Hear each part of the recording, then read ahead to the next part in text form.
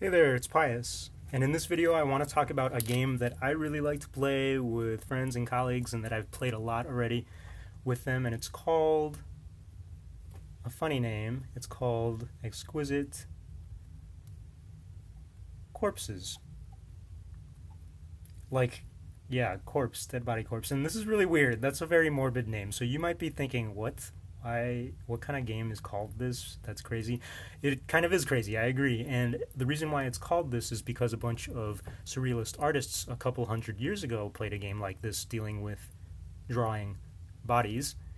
So if you don't like that origin story, or if you don't want to call it that, you could also call it Telephone Pictionary. But I will give you some caveats here, some warnings. So Pictionary is not owned by me. That's like a trademark. It's restricted. So I might put something like that there. And I don't own the rights to using this name, and neither do you probably. So I would recommend not calling it that if you're in any official capacity, like publishing, something like that.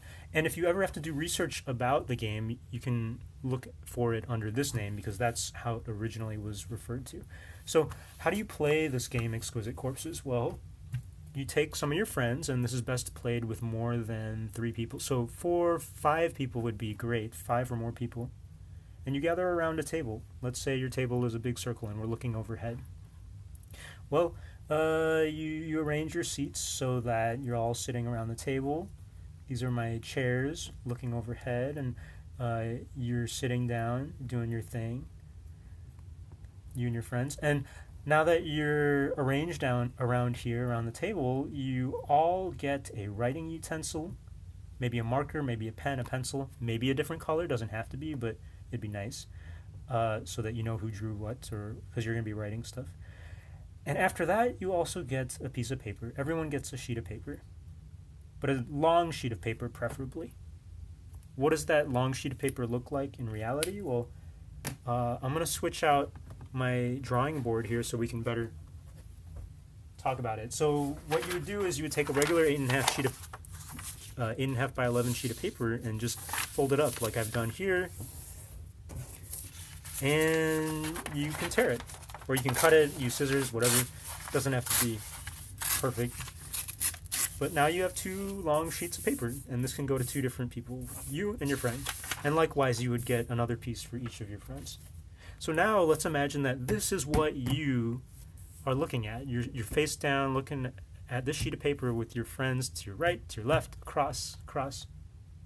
And the first thing you all have to do, all at the same time, is go to the top of your sheet of paper when you're holding it this long ways, and you write at the top something that you want to write. It has to be text, and it can be anything. It could be a word, it could be a phrase, it could be a sentence, it could be a saying, it could be a piece of advice, whatever inspires you. And for me, I'm just thinking about it. I have like 10 seconds to do it, so I'm going to be like, my lawn has lots of weeds. That's just what's on my mind right now. Whatever. Time's up. I can't change it. Who cares? Okay, now that I've done that, and now that everyone else around me has done it, I'm going to pass it to the person next to me. So in this case, I passed it to my right. Someone else passes me something on the right. So let's say I'm the next person. My friend just received this because I just wrote this. So this next person now has to do something with this. They look at the text that they just received, and they now have to draw something to interpret that. And they can only draw. They cannot use text. So I only have, whatever, 10, 20 seconds, whatever we agreed to in the beginning, to draw something. So I'm just going to draw, I think I'm going to draw my lawn. I have like 10 more seconds to finish this, whatever. I'll draw some weeds. And, that's what it is. That's fine. And I know that time is up either when the timer goes off, if that's what we agreed on, or if someone passes me another sheet of paper. But we'll get to that later. basically, this is fine. Time is up. That's all I can do. So this person now has text and pictures showing, but we only want the last thing to show. So I'm gonna show you how to do this, but everyone folds back that first text and leaves only the drawing left. And after you can only see this, then you pass it on to the person next to you. And the person next to you receives it like that. They're like, oh, I've got this weird picture. And now I've got to act fast because now I have to interpret that. And I have to caption the picture.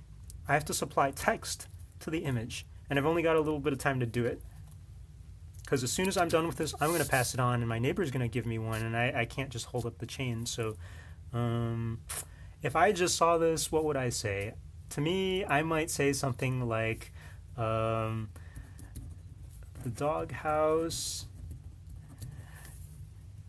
is going to catch on fire.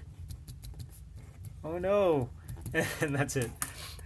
And so when I'm done adding my text, I just want to show the last thing that I put on here. And then I can pass it to my neighbor. So I do that, and I pass it on. That tells my neighbor that, okay, they better hurry up. And the other person next then receives it. And they read the text, and we just continue the chain. They have to interpret this now. And so they might see this, and they draw, you know, whatever it is they feel like drawing. They might draw something like this. And if I had more time to draw something, maybe it would be better. Who knows? Whatever. I can't talk about it. That's key. No discussing with your neighbor what was just written or what was just drawn. And that's it. I only have like my 10 seconds to draw, and that's it. So, okay, fine. What do you think happens next? Well, we keep on following that pattern. I hide whatever the last person did, and I only show what I did. And I pass that on. So this just keeps on going. Keeps on going. They keep adding stuff, folding it back, adding stuff, folding it back. And whenever you receive a picture, you add text. Whenever you receive text, you add a picture until you run out of room. And when you run out of room, everyone can unfold it and look at the results and enjoy. And it's quite funny to see the results. So I'll show you some real examples that I've seen. So I've got a couple here. I've got a whole pile of them, actually. Let's look at some of these. So I actually did this game with a room full of designers, specifically software designers, software engineers, and some artists. And they did it like this. So this is in Austin, Texas. Here's an example of one.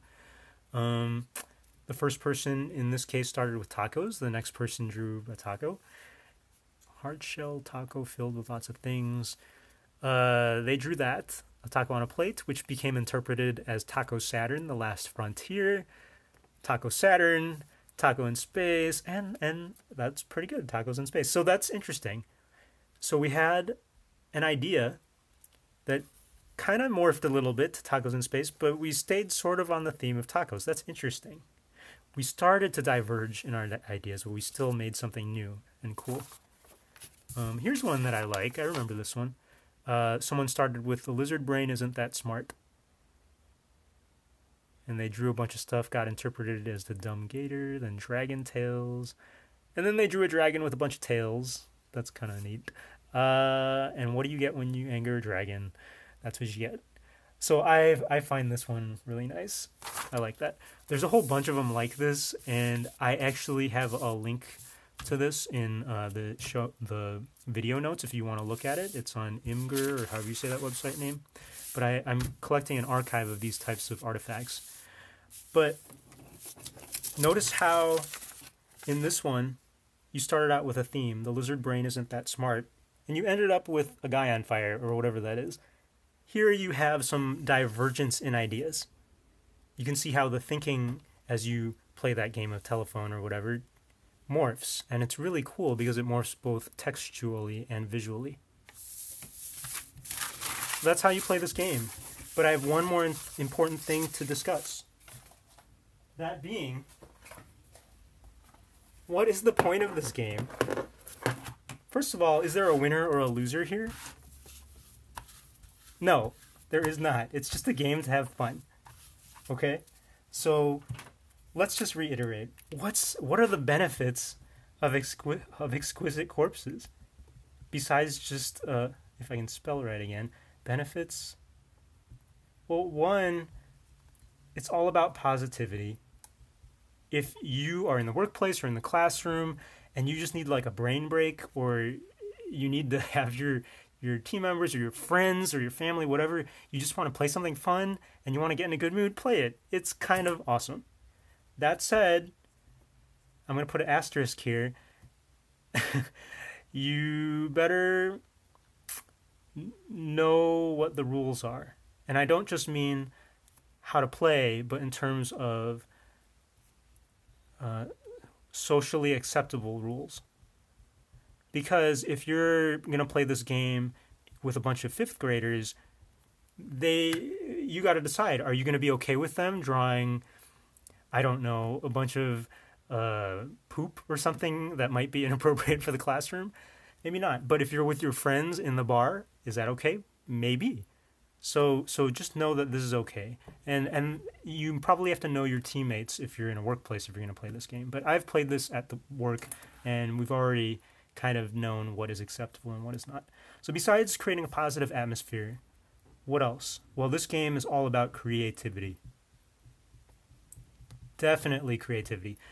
Specifically, collaboration as it relates to creativity. Because you're always taking whatever someone else gives you and running with it. That's a great exercise. You're forced to create on command, under pressure, in a time limit, with something that you can't really prepare for.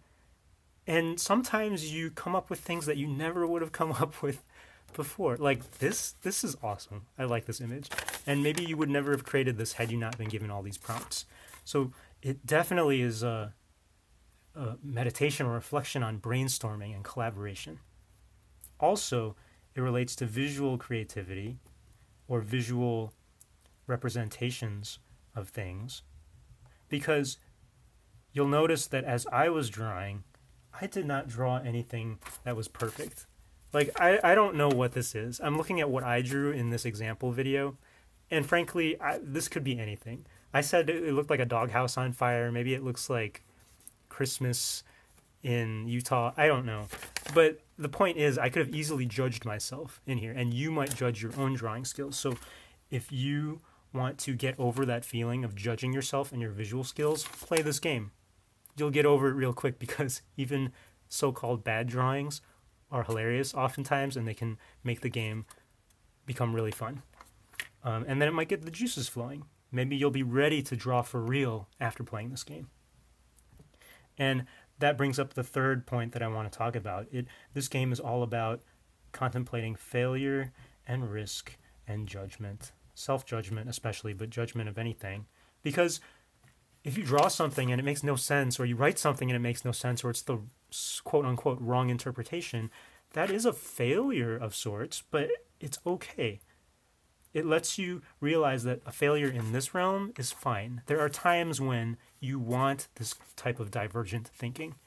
There are times when you create something amazing from it. And you have to be able to take those risks of failure in order to come up with those successes. So I really like this game. It's really fun. There are different ways to play it. If you want to know more details about it, I do talk about it in my book, Engineer's Guide to Improv and Art Games. I think it's like, yeah, page 90, Exquisite Corpses, and I talk about it. It reviews everything I talked about in this video and talks about different variations. But play it with your friends, with your colleagues, with your family, whatever. Let me know how it goes. Good luck.